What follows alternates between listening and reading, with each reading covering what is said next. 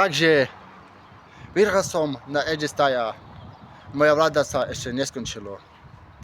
Takže otvorím výzvu, kto chce, nech vstúpi. Wrestling has more than one royal family.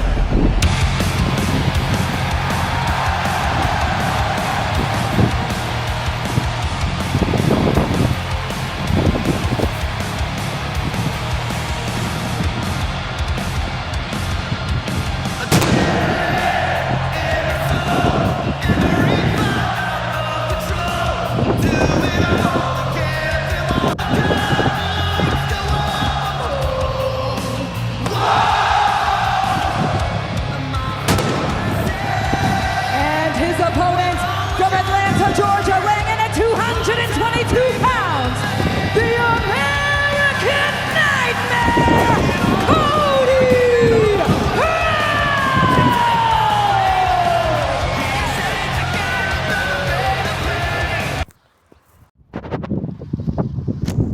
Takže otvorenú výzvu prijímam ja, Cody Rhodes, sa opätovne stretne s Brockom Lesnarom, ktorý ma už raz porazil na Night of Champion.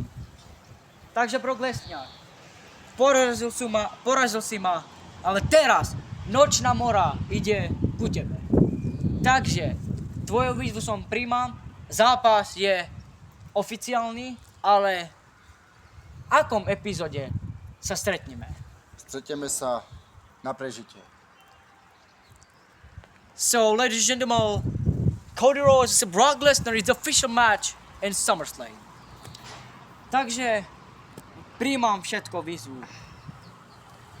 A na SummerSlam, teda prežitie, sa stretneme zas, ktorý možno sa stane novým Undisputed WWE Championship.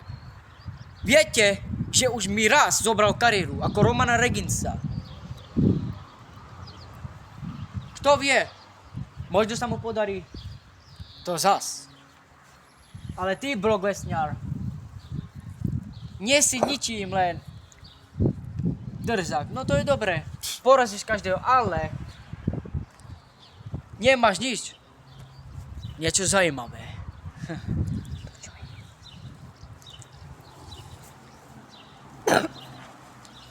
Ten zápas nebude tak obyčajný. To bude kariéra vs. kariéra.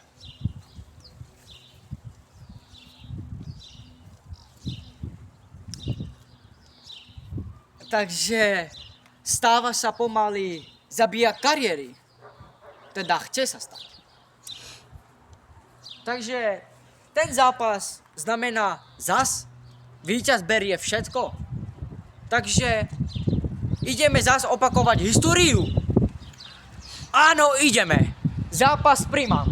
Kariéra vs. kariéra. Prežitie. Sa stretneme. S tvárou z tvár. A WWE Championship. To je hlavný. A i když to beru ako otvorenú výzvu, ja to berem ako žiadna výzva. Pretože to je RKO!